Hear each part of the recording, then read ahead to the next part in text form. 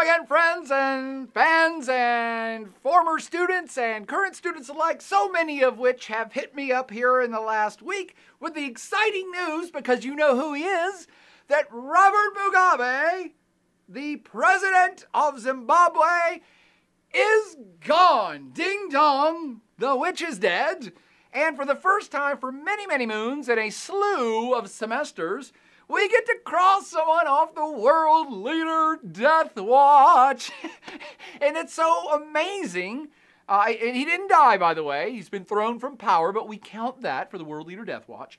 So it's amazing that so many people have hit me up from so long ago, because I've been teaching for about 20 years, and we put Robert Mugabe on the death watch like 18 years ago.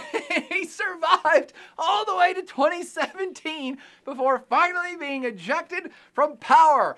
And his ejection from power, I think, is significant, not only for having massive impacts on Zimbabwe right this second, but it's going to have repercussions across the greater region of sub-Saharan Africa, Africa as a whole, and indeed has made international news for the last week, and thus will have some international components to it as well. So I think it's worthy of an entire podcast. That's right, one whole podcast on Robert Mugabe. Mugabe of Zimbabwe is now gone. Yeah, that one was really terrible. But let's get to the guy and do a little bit of background on him to see what's up with this guy, how did he come to power, how did he last so long, and what finally happened. Because a lot of folks who took the class years ago have said, hey, it finally happened, this terrible, horrible dictator's gone, right, Boyer? And I'm like, yeah, that's kind of right.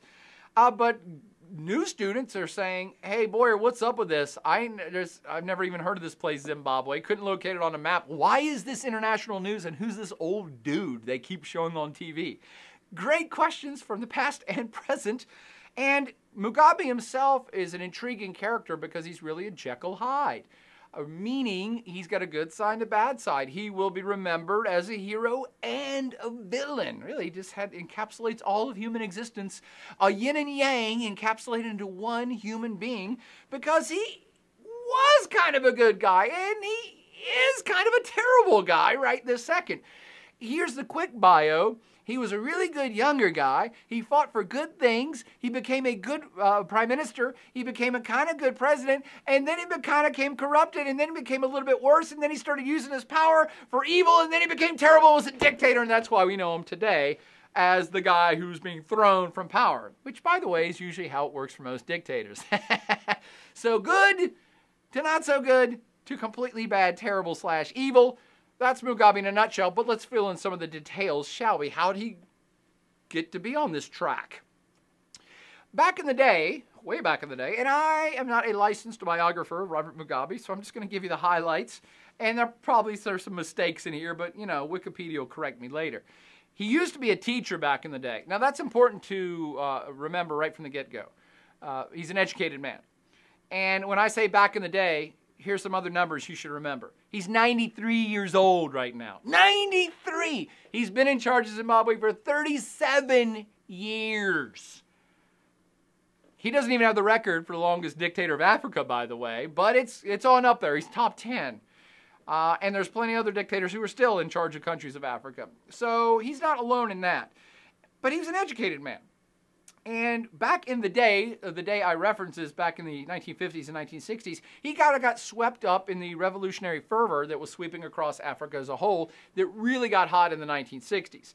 Now, what do I mean by revolutionary fervor? Well, when you see today's map of Africa, you see 30, 40-odd sovereign states that you can go off and name, or probably can't name because no one knows the states of Africa. But those are all sovereign states in today's world. That was not the case 60 years ago. Most African states that you recognize today were former colonies of European powers.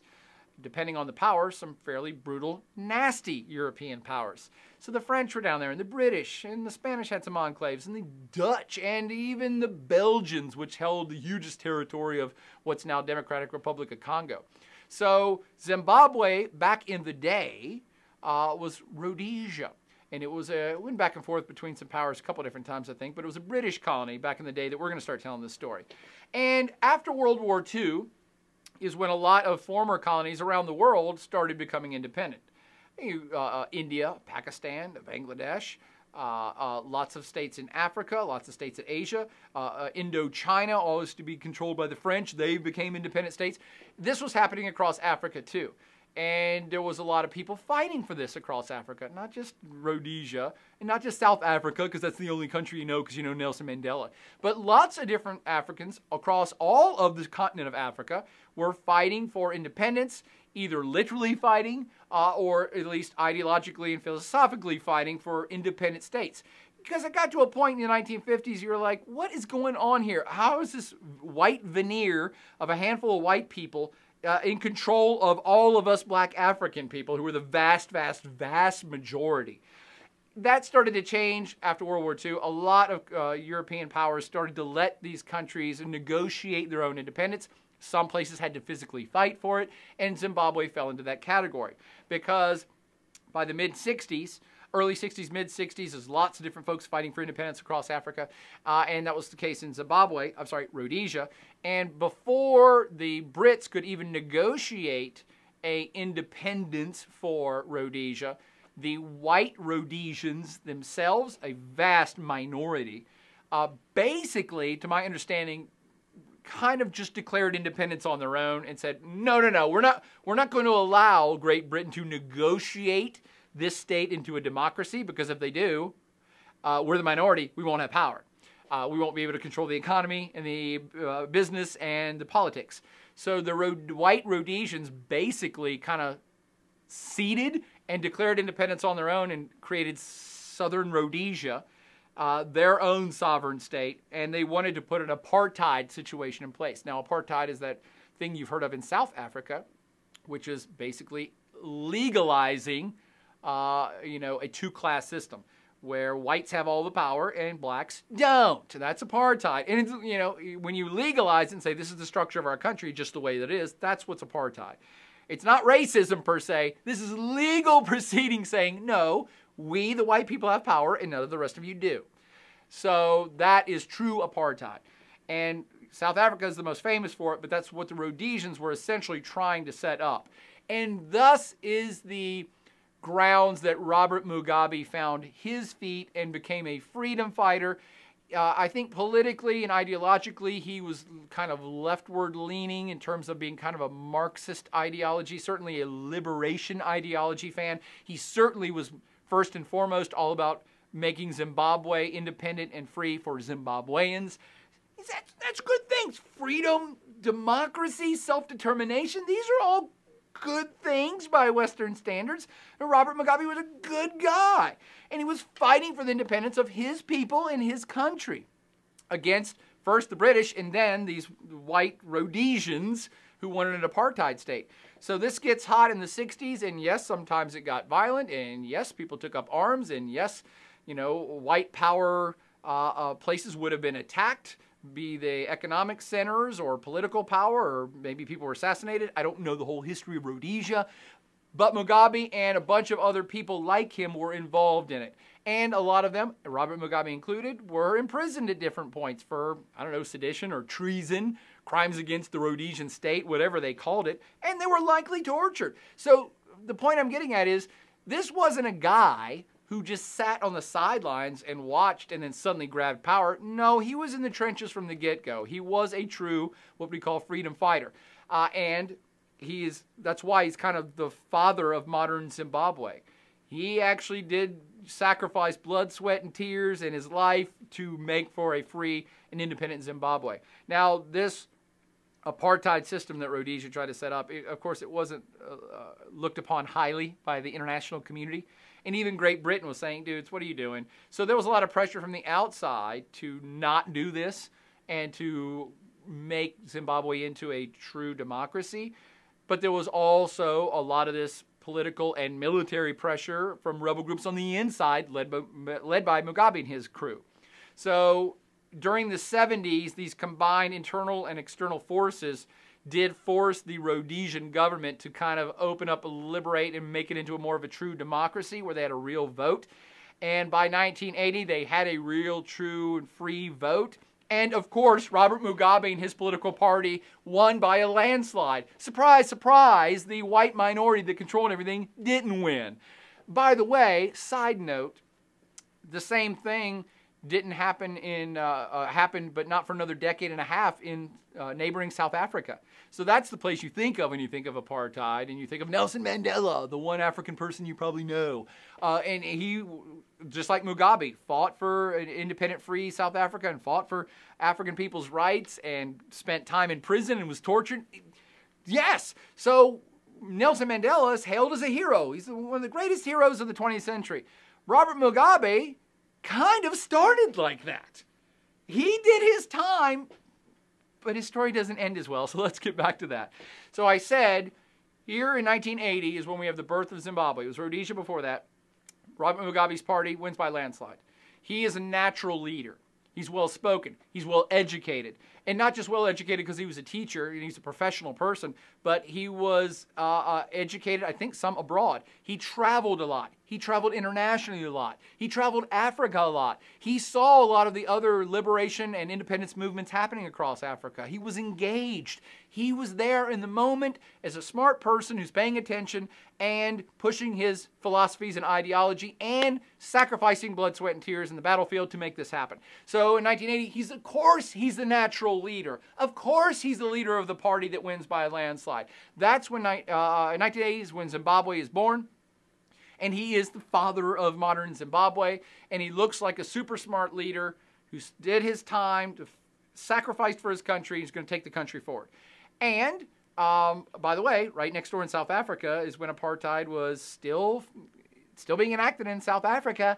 And there was an international embargo against South Africa to get them to stop apartheid. So Zimbabwe was ahead. And they had done it themselves. Homegrown movement had done it. So when he took over, Zimbabwe was actually doing quite well. I painted this picture of this political clash, but it wasn't like open civil war. And it wasn't bodies lined up anywhere. It was mostly political infighting, international pressure, and some terrorist/rebel attacks. And again, these guys would have been called terrorists back in the day by the Rhodesians. It was that combined force that finally toppled the system. And it wasn't that it crashed and burned the whole country. It was mostly a political uprising and overturning. So I'm making this point because Zimbabwe/Rhodesia before it was doing quite well. It was kind of a breadbasket of southern Africa. They had really good fertile agricultural lands, a lot of good natural resource base, decent tourism. So this is an economy that's doing quite well. So when Robert Mugabe takes over, he takes over in a pretty good time. And for a decade, the whole 1980s were pretty awesome for Zimbabwe. Standards of living went up. They now have political freedom, and there's more economic freedom, and the economy's doing good, and they're exporting lots of foodstuffs and natural resources, and jobs being created, and there's international investment. Zimbabwe's really held up as kind of a jewel, a real example of a success story for African states. You know, even the international community was going to other aid agencies, going to other African states, going, you should do what Zimbabwe is doing. Look what they're doing. Just convert to democracy, open up to free trade, invest in your export economy, and good things will happen to you, just like Zimbabwe. So it was a real success story. Okay, I mean, TV timeout, everything looks pretty good so far, right? The 80s are awesome, which they were awesome in America too, by the way. Love the 80s, but awesome for Zimbabwe. Everything's going up. Mugabe, in his leadership role, trying to fight for equality and maybe even a little kind of Marxist communist equality for the economy, really invested into education and healthcare. So more people were getting more services and the society was getting better. He invested heavily in education, which is why Zimbabwe to this day has one of the highest literacy rates in Africa. Put that in your noggin.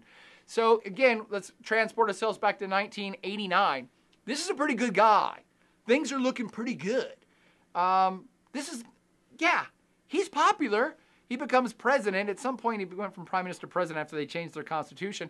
And he's beloved. Father of the country. What's not to like here? When did things start going south? Well, it was the 90s. That was not Robert's best decade. And he went worse from there. In the 1990s, the economy was still doing good, but it started to run into a little bit of trouble. They had a minor economic recession, no big deal. But the growth slowed down, and there was probably a combination of other things happening behind the scenes, meaning that he's been in power for like a decade or so now, and there was questionable crony capitalism occurring behind the scenes. And crony capitalism is, you know, when you get into power, you give away all the best sweet government deals to your friends, and you make sure to get sweet government contracts to natural resources for your buddies back in the military, your buddies who helped fight the revolution with you back in the 60s and 70s. And that may not be a bad thing, I guess, but if it gets too far out of control, then you're denying economic opportunities for everybody else in the country. And especially if you start to do it for only for your buddies, and you start to exclude other parts of the population. Meaning that even though he's a beloved figure in the country, there's a lot of kinship and tribal ties in virtually all of Africa that pits people and groups against each other. So even during the 80s, when times were good, Mugabe and his crew started to move politically and militarily against any potential threats to their power, meaning competing political groups from other, ethnic affiliations. So if there's this one political party over here that's mostly this tribe, and they seem like they're up-and-comers, well, we're going to get in there and kind of quash them. Some really nasty stuff actually happened during the 80s, kind of with the Mugabe's secret police and his military buddies that controlled the military still to squash a lot of dissent, and some of them are not pleasant stories. But again, the society was still doing really so much better than it was before that people are willing to overlook that. Now let's get back into the 90s though. As things start to become a little more challenging, they start to tighten the screws down on political opposition. And this crony capitalism that was happening behind the scenes was starting to upset more and more people who maybe wanted to research it, investigate it, report it, and maybe that political opposition would use that as fuel in order to try to get them thrown out of office. And Mugabe and his crew started to more nefariously now really smash dissent, intimidate, say, reporters, or intimidate and maybe even eliminate political opposition that might rear its head.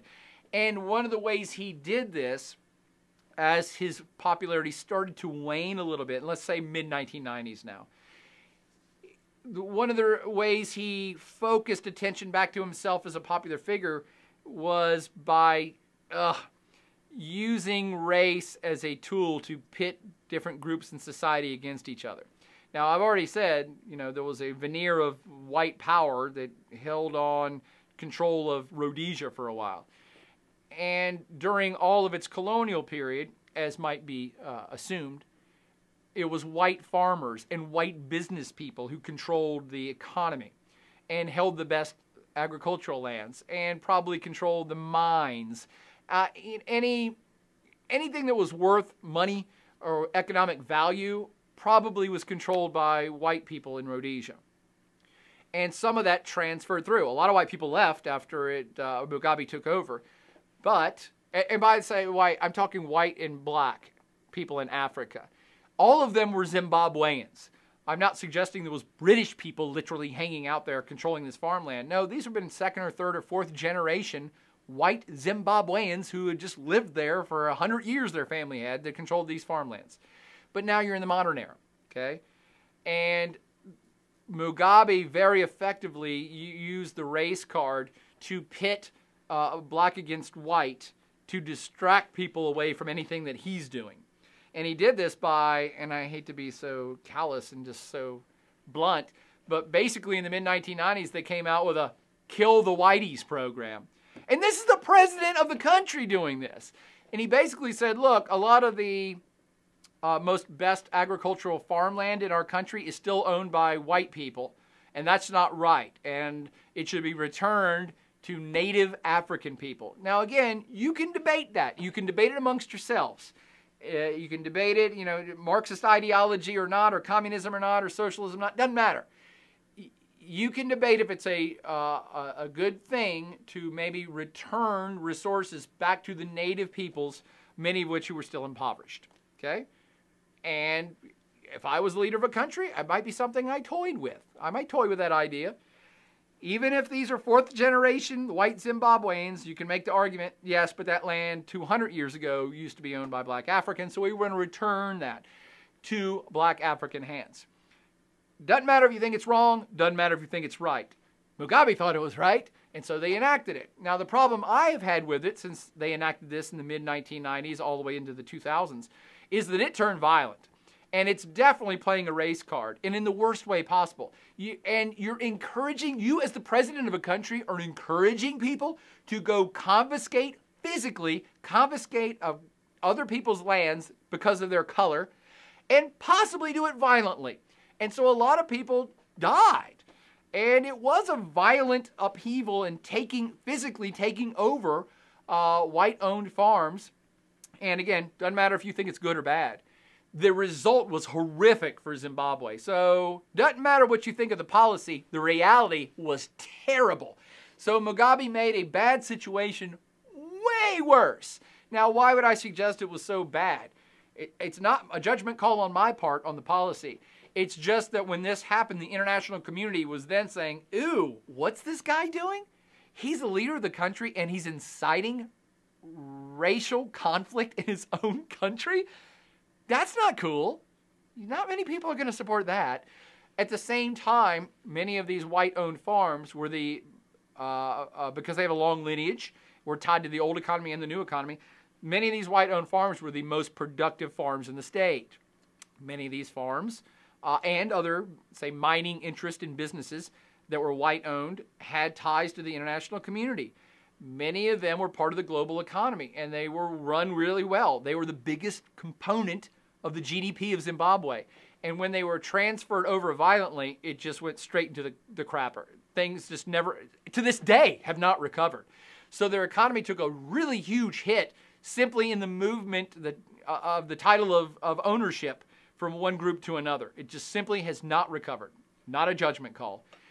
On top of that, the international community was looking at this and saying, well, I'm not investing there anymore. I'm not putting my business there. I'm not establishing a relationship for wheat or grain or gold mining in a country that may come kill all of my workers or kill everybody who's running the factory at any given time based on a whim. So during the 80s, in this heyday of the Zimbabwean economy, there was tons of international investment. That all dried up like that in the late 90s. When all this chaos started to happen, international business does not like chaos, and they checked out. People pulled out their businesses, and investment has not returned to this day. So it was a double whammy of businesses that were doing great that suddenly have not done great since, and international investment, which was increasing, is now gone. Not decreasing, gone. So the economy started sucking even worse. And that, of course, makes people upset. And Zimbabwean people are like, whoa, we were doing really good a decade ago, now we're sucking. And this is, again, getting to late 1990s, early 2000s. And as people locally started to express their discontent with the Mugabe rule and reign, and now they're saying, this guy's been in power for like 2 decades, and things are now getting worse. What's going on here? Aren't we a democracy? Let's vote for somebody else. So political parties start to rise, and Mugabe uses his political power and the secret police and his military affiliations to crush and quell all political dissent everywhere. Smash, smash, smash, smash them all out. And again, back to different ethnic groups or different tribes that may have a political party that's rising in prominence in that region. Smash, smash, kill them all, smash them, destroy them. So this is when, and again, now we're like the 2000s, this is when it's very evident this is not really democracy anymore. And this guy is using his power to rule all. They were doing it legally because they were still holding elections, and ZANU-PF is the political party that he was in charge of from the get-go when he took over control of the country. And ZANU-PF was the most popular political party, and it still is, because they stacked the deck to make sure everybody would vote ZANU-PF. If you don't vote for this group, you're probably going to be harassed or not get a good business deal or anything else. So they've consolidated power over the 90s more and more politically and economically to only benefit their supporters. So that's why Zimbabwe at that point is really, if not a dictatorship, certainly a one-party state. There's only one political party, no one else has power, and that's just that. You're either in or you're out. and this increasingly left a lot of more people out. But everybody's propping this system up because it's democracy. So this is why I get so confusing about this guy. You know, 30 years earlier, he was a liberator. He is a great liberator, freedom fighter who's fighting to get rid of the oppressive colonial regime. He's going to free Zimbabwe from the oppressors. And by 2000, he was the oppressor. He became the biggest oppressor of Zimbabweans. And even that, people are willing to let go. Because now he's like super old. And they're like, well, he's probably going to die at any given second. And this is 20 years ago. He's probably going to die at any given second. And then there'll be change and things will get better. And so they were willing to even let all of that go. And they didn't have a lot of choice because if you spoke up, you'd probably get beat up. So what really started to kind of change his fortune? Well, Mugabe, in a completely idiotic move, decided to promote his wife up the chain of command so that she would become the heir to all the power once he died. So you can't even now call this a one-party state. Mugabe was basically, for several years now, trying to make Zimbabwe into like a monarchy, where he's the king and he's anointing his wife, the queen, to take over. Just a word on the queen, because she's hilarious herself. Her name is Grace Mugabe. And Grace Mugabe is 41 years younger than Robert Mugabe. Okay, that's a point to consider. But you know what? True love conquers all. So maybe they were just really in love. Sure, if you believe that, I got a bridge in Brooklyn to sell you. He met Grace while she was a typist in the presidential office as probably a teenager. Certainly, she would have been in her 20s and he was in his 60s. So he started flirting with her. Let's just go ahead and assume some relationship developed early, way back when. And after Mugabe's wife died, he ended up marrying this Grace Mugabe in 1996 at a multi-billion-dollar wedding, I'm sure. Her nickname is, and I'm telling you her story because she has zero qualifications. No offense to all the typists out there. That's a skill. I got it.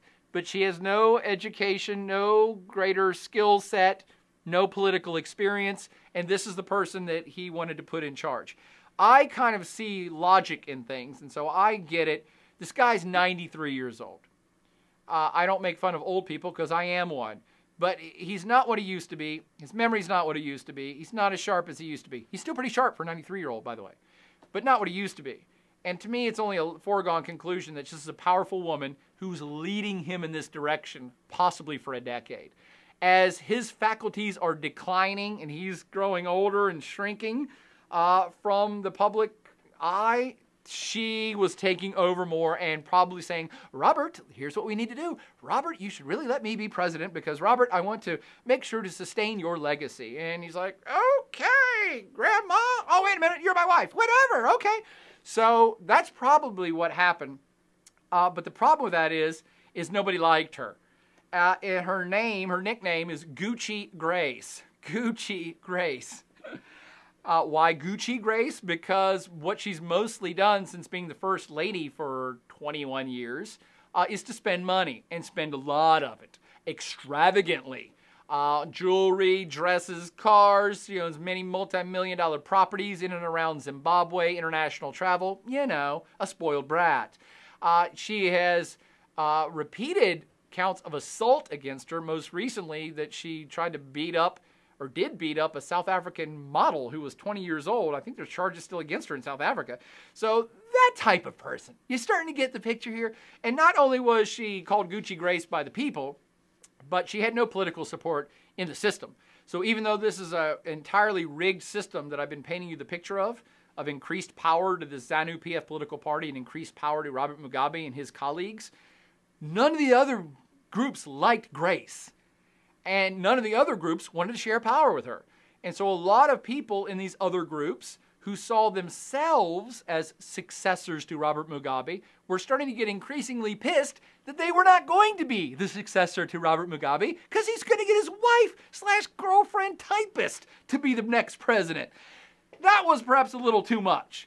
So the reason why it sustained, even for the last decade, of Robert Mugabe himself being a pariah on the international world stage. Everybody thinks this guy's a dictator, myself included.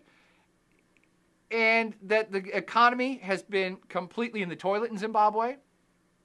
Because what happened when everything started to crash in the late 90s during these kill the whiteys, take all the whiteys land policies, is that when the international investment stopped and the inflation went through the roof and the economy slowed way down, probably to recession point, if not depression point, and the value of the Zimbabwean dollar completely crashed, meaning that it was wildly overinflated, so that in 1985, if you'd bought a loaf of bread in Zimbabwe, it would cost 1 Zimbabwean dollar.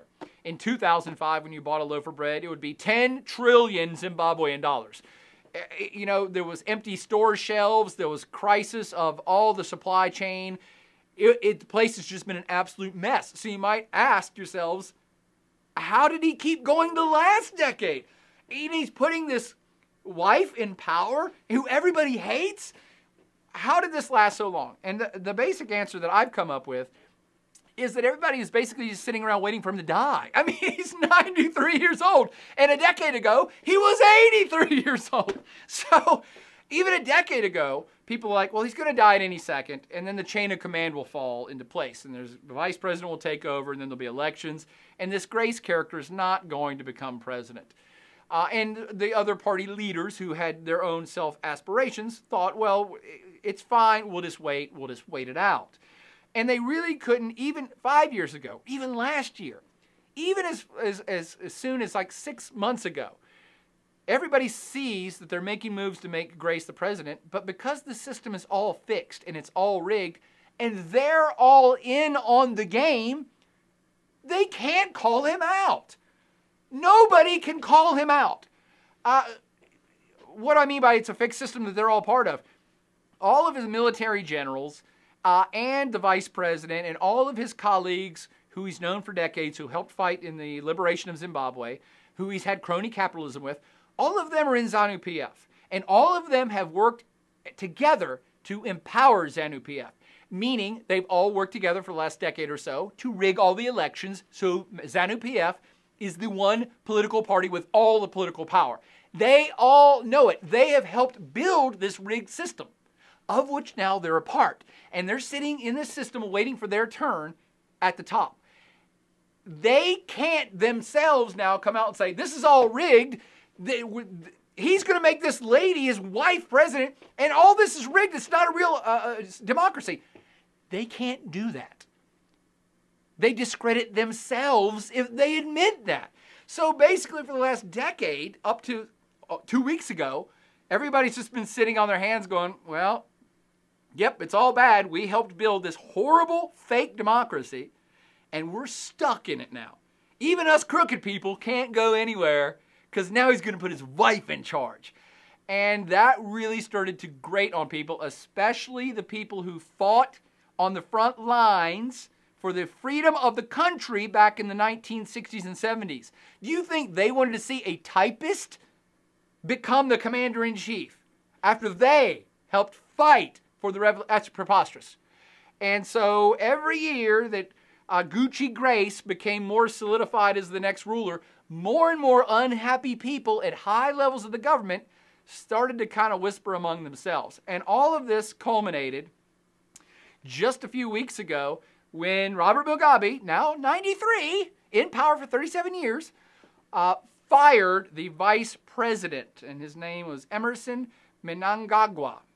Say that 5 times fast. Mnangagwa. Or is it Mnangagwa? I think I got Mnangagwa. A.K.A. the Crocodile. Yeah, his nickname is the Crocodile. I had to look it up. When I heard his name, I'm like, why were they calling him the Crocodile? Did he eat people? I don't know. He's nicknamed the Crocodile because back in the day, way back in the day, in the 80s, maybe even the 70s, some of the revolutionary activity that him and his crew did, they all wore what I call Izod. What's it? Lacoste. They all wore Lacoste shirts with a crocodile on them. You can't make this up. Oh, this is a made-for-TV movie waiting to happen. So he was the leader of this group that kind of got known for some fairly brutal tactics back during the revolutionary period, and even some fairly brutal tactics against political opposition once Robert Mugabe got into power. So Mnangagwa is a guy who helped get Mugabe into power and was there at the beginning of all of this. And he was the vice president who patiently was waiting for Mugabe to die so he could become president. And then they fired him for no reason. It was Grace, basically, Gucci Grace, who said, Robert, here, let's change your dependence undergarments, and you should really fire that other guy, because he's probably not going to let me be president, because he's way more qualified, for starters. And so Mugabe went along with his nurse/wife and said, yes, we should do that.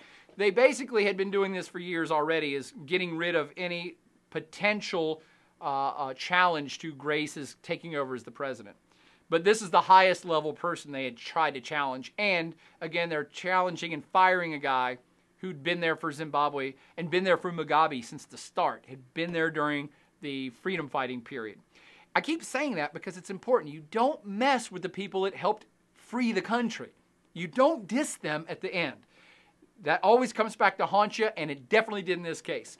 So up to 2 or 3 weeks ago, Mnangagwa was a friend, ally, supporter, political party ally of Robert Mugabe, helped build him up through nefarious means, probably quelled political opposition, probably through nefarious means helped fix elections for Mugabe. So this guy is all in on the Mugabe ticket and has been for decades.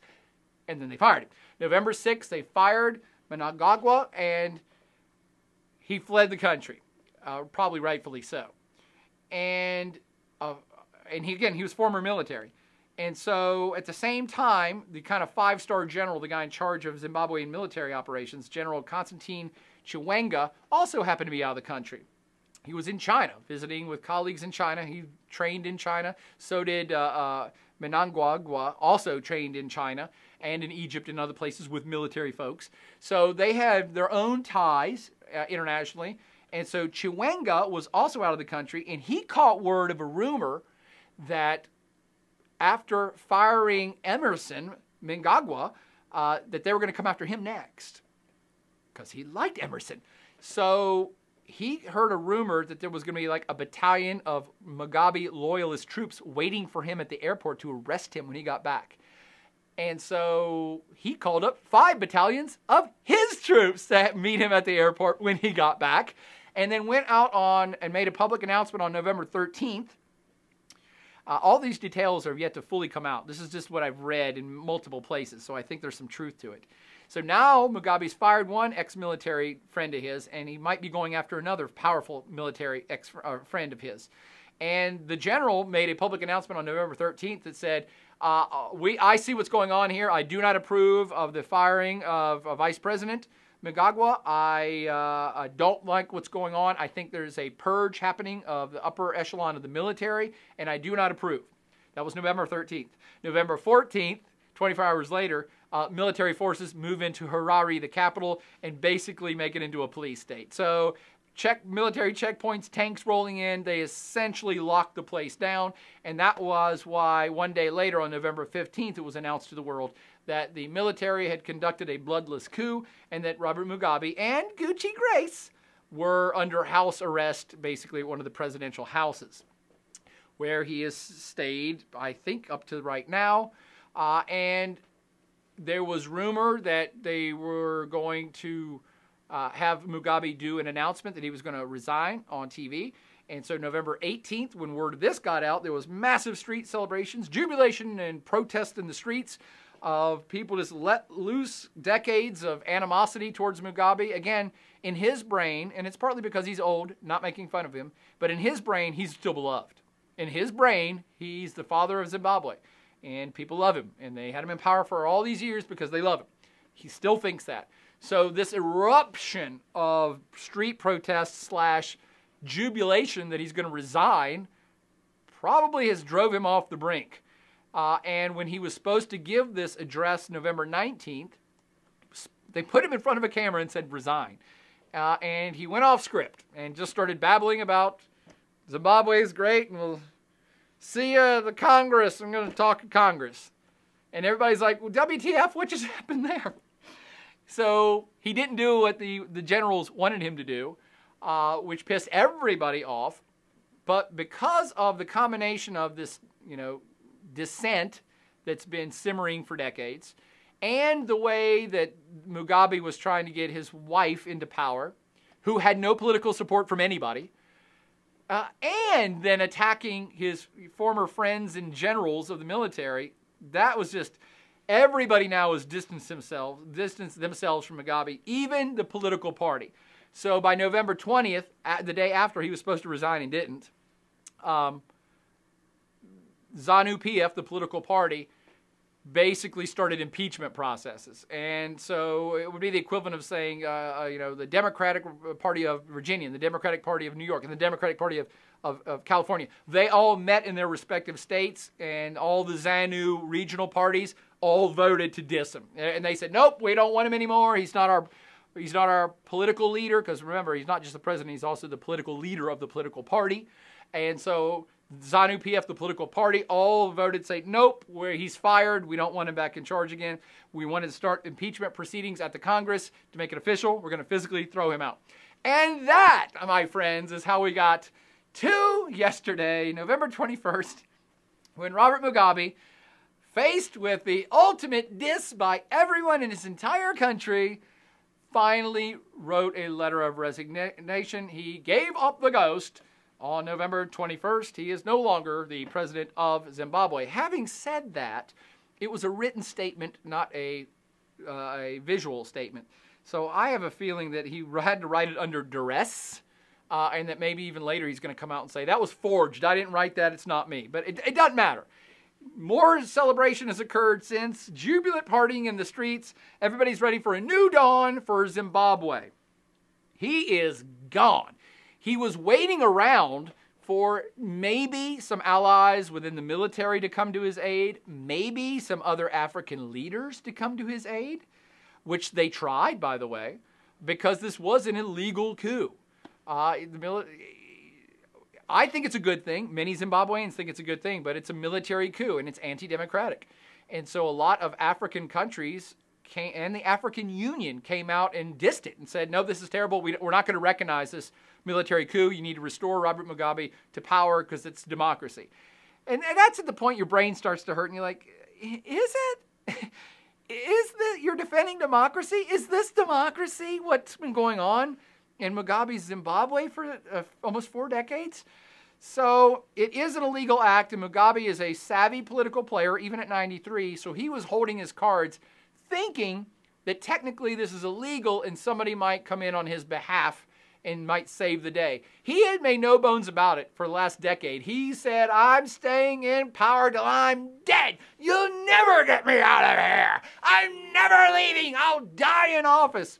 Which, of course, is what every democracy wants to hear from their leader.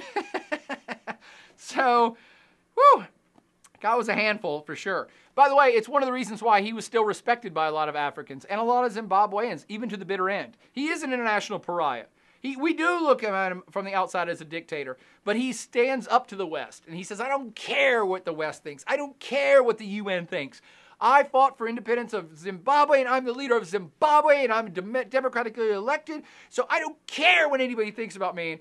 In a certain light, you can like, well, that's respectable. At least he stands up for himself and thinks what he thinks, and he's not ashamed to admit it.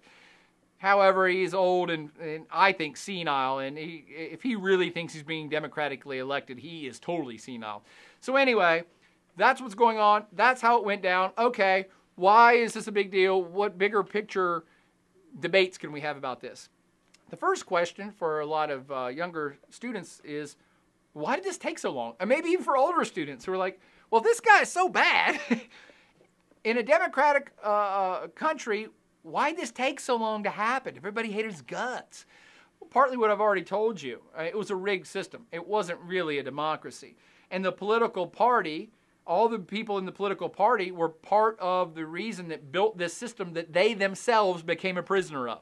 They couldn't call him out for doing the crappy things that he was doing because they themselves put him there and built the crappy system that allowed them to do it. So the political party itself was somewhat stuck, and they crushed all dissent, so it wasn't really democracy. At best, Zimbabwe for decades has been, or 2 decades, has been what I call a one-party state. ZANU-PF is the political party. They hold all the power. They hold all the chips. They control all the economy. They do everything. If you're not in the party, then you're out of the party. You're on the outside. You're a loser. You get nothing. You have no political voice, and you have no say in this economy or this life. So that's why you're either on board with the party or you're not. That's a one-party state. That's at best, the best definition of what's been happening in Zimbabwe. The worst is that he's a total dictator, and it's just been a complete one-man show, and he's a dictator. I could go either way with either one of those definitions, but it certainly has not been a democracy. So how did it take so long to get this guy from power, even when he started pissing off elements of his own political base? Because Zimbabwe had this great constitutional and institutional design that all of these political parties, or the political party, helped build, and it locked them in place for decades of abuse. So they're all in on the game, and there's nowhere else to go. And they did it constitutionally and institutionally, meaning that even though it was an authoritarian government, a one-party state, or a dictatorship, whatever you want to call it, they stayed in power because they played by the rules that they themselves made. Anytime anybody from the outside would say, this is a dictatorship, what you're talking about, this is a ridiculous dictatorship, Robert Mugabe could rightfully say, we held an election and I won.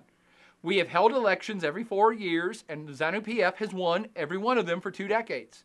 It's free, it's fair, we have a vote, we have a constitution, which we amended to give more political power to ourselves. We have a legal system of laws that we have written to benefit ourselves, benefit our party. We have a judiciary that enacts those laws and punishes people according to those laws, which again, we've rigged the Supreme Court so that our political party wins all the time. But it's all been done institutionally. This guy did not seize power. They did not run through the streets and kill everybody they didn't like and take over. They have followed the letter of the law, not the spirit of the law, but they have followed the letter of the law for decades, which means they've not broken any laws. And you've quelled all opposition so badly that nobody wants to speak up or do anything. So it's a facade. It's a constitutional, institutional, democratic, fake-ass facade that you can rightfully say, well, we're doing it all right. No laws have been broken because we wrote the laws. Even though the regime was brutal and frequently violated its own citizens' human rights, all of the laws, all of the edicts, everything that went down was always issued according to the Constitution, to the laws, in a proper parliamentary procedure. It just sucked. And it was a one-party state, and it did just keep devolving down into the gutter that nobody could seem to break out of until now. So the next question is, well, why did he do it? Why did this guy do this? He was beloved 40 years ago. Why did he stay on so long and oversee the absolute destruction of his own country that he helped liberate? I think the answer is as old as human history. It's one of humanity's greatest curses. I think it's modern-day Africa's greatest curse. But it's a disease that's been around for a long time, and it's actually kind of starting to spread more in today's world. And that is, the disease of which I speak, is that ultimate power ultimately corrupts. When you have all of the power, it becomes so impossible for you to give up that power. Power is so intoxicating. It's so good. Once you have it, you don't ever want to not have it. It's like what I always say, it's the one true ring from Lord of the Rings that Gollum had. The precious. Once you have the precious, you cannot live without the precious. Give me my precious. And that's been Mugabe. But again, he's not alone. Many African leaders suffer from this disease. There are many African leaders of multiple sovereign states that have been in power for decade to 2 decades, 2 decades like Mugabe. He was the current record holder, I think, but I could be wrong even on that. You start to go up to Libya, where Muammar Gaddafi was in charge for 40 years. Egypt, where Hosni Mubarak was in charge for 30 years. Equatorial Guinea, where this absolute horrific human being named Obiang has been in power for 30 or 40 years, has stolen all of the wealth of his country, all of it. And all of his country's gotten poorer. He's still in power. Mobutu of Democratic Republic of Congo, he stole $5 or $6 or $8 billion from his country, held on to power for 30 years. So Mugabe's not alone. And all of those people, actually there are one or two of these people who are still in power, but there's also lesser corrupt people who are just as bad, like Jacob Zuma in South Africa. I mean, I personally like Jacob Zuma, but he's being investigated for dozens of corruption charges, and his own political party wants him to go away. But his political party has all the power in the country, so he can just keep on going. So this is, and he wants to keep going because he's got power. So ultimate power ultimately corrupts, and it's not just Mugabe, but he is kind of the, right now, he's the hottest topic on the world stage, is the best example of people who stay on too long, way past their time. They cannot give up the power once they have that power.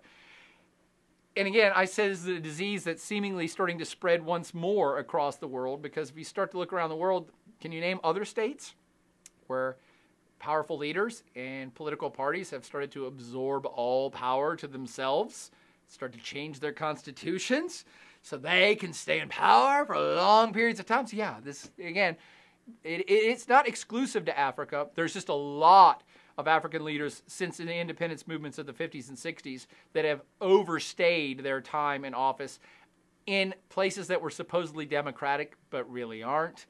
You can even look at modern-day Uganda, President Museveni. He's been in office for going on 3 decades. He don't want to go nowhere. So it's troubling, and Robert Mugabe is just one place, a symptom of a greater disease that has been predominant in Africa since the 60s. People don't want to give up the power. And it's kind of a sign of endemic corruption as well, that so many other African leaders, as well as the African Union itself, outwardly condemned this military coup last week. Why would I say it's a sign of endemic corruption in their countries too? Because they saw what was going on, especially I'll pick on Jacob Zuma, the president of South Africa, and he was one that came out and said, we should, I don't like this military coup. We should negotiate to get Robert Mugabe back into power and have a democratic transition. Well, that's all nice and dandy for you to say. You're mostly scared for your own skin, because people around Africa have watched what's going on in Zimbabwe, and this is going to give other militaries and other peoples in other countries bad ideas to do the same thing. So when I saw this outcry from other African leaders, I was a bit disappointed, honestly. I was a bit disappointed that other African leaders would step up on Mugabe's behalf, knowing full well what an absolute horrible situation he's turned his country into in the last few decades. And that you're saying that you're going to condemn a military coup because you're a fan of democracy? Do you really think Zimbabwe's been a democracy? At what point do you have to really start calling people out and saying, come on, no, come on. You think you're defending democracy by trying to save Robert Mugabe's skin? That don't make a whole lot of sense. Is it more you're afraid that that type of behavior might spread to your country? I'm telling you this, there's a lot of African leaders who are not sleeping as well this week as they were a few weeks ago, for sure. So, to finish with this, how else can we apply this current Zimbabwean lesson to a greater world lesson? I think it's a real challenge in today's world. And the challenge is, how far do you let things go? How bad do you let things get before you support any sort of intervention? Be it a military intervention, a military coup, or an international intervention by the United Nations, or a popular uprising, or a civil war. How bad do you let things get before you come to the conclusion, let anything happen? Let anything happen to this country to set it on a new course. And I think that's what the military leaders came to the conclusion of in Zimbabwe. They knew they were going to take heat. They knew it was an illegal thing they were doing. But at some point, somebody's got to say, this isn't a democracy. You're not defending democracy. And what we're doing is not necessarily democratic, but we're going to push this train off the track so it goes in a different direction. Maybe it's going to crash, but maybe it'll find another set of tracks to go on. The thing about the military coup that I thought was at least okay, and I'm a big fan of democracy, so I'm no huge supporter of military coups, because they usually don't go well. They don't end well. But this military coup, make no bones about it, they knew what they were doing. They knew what they were doing was illegal. They knew they were going to be condemned by the international community. They knew there could be violence at home. And they intentionally made sure it was a bloodless coup. So they did not just kill Robert Mugabe. A typical military coup is you come in with guns a-blazing and you kill the royal family. End of days, that's it. They did not hurt anybody. No citizens were hurt. Most of the citizens that came out to protest were supportive of the military action. And they promised very quickly on TV that we're here to oversee a transition. We are not, as a military group, this is not a military coup that we are taking power to ourselves as the military, which again, in my mind, is what a real military coup is. A real military coup is we're the guys with guns and we're coming in to take the power and take anything we want. These guys say, no, no, no, we're just getting this guy out of here and we want a transition period where something else happens. Get it? That's maybe a bit of a difference. Yeah, maybe. And the end of the day is this a great thing for Zimbabwe? Time will tell. Time will tell, my friends. The guy that I mentioned earlier, the vice president who's coming back to take over, Emerson Mnangagwa, he ain't no angel. And he has supported Mugabe for decades. He's been there since the start. And he helped rig elections and maybe kill people. He's no angel. He's the crocodile. And he is come back out of exile. He's going to be sworn back in as president. He's going to oversee the country until elections are held in September of 2018. ZANU-PF is still a very big political machine that still has the power. The crocodile is in charge of that machine. Are we going to see Zimbabwe actually start to turn into something closer to a real democracy? Or is it just kill the old boss, welcome to the new boss, same as the old boss? It very well could change nothing. However, I think the crocodile and others have seen what Mugabe did to the country, and I think they're not likely. They're going to hold on to all the money they can and control, but I think it's not likely they're going to set themselves up as dictator for life like Mugabe attempted to. Almost pulled off, and he just died. So I think the real change is coming to Zimbabwe, and that will be a lesson for the rest of Africa and perhaps the rest of the world, because do remember, this isn't the only place that has powerful political parties crushing all dissent under a powerful leader who's popular. I think of many other African states that I've mentioned. I think of Russia.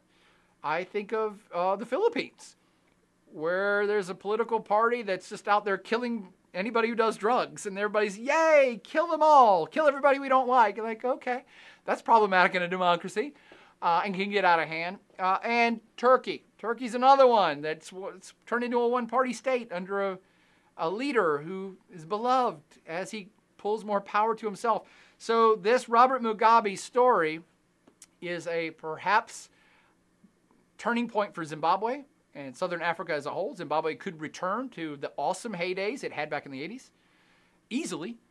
And it should be perhaps a cautionary lesson for other dictators around the planet who think they're beloved and started out as good people, but if you stay around too long, you eventually get booed off the stage or shot off of it. So what is the absolute definite future for Zimbabwe? Which way will it go?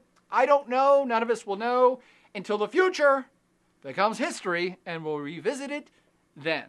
But for now, party on, post-Mugabe, Zimbabwe style.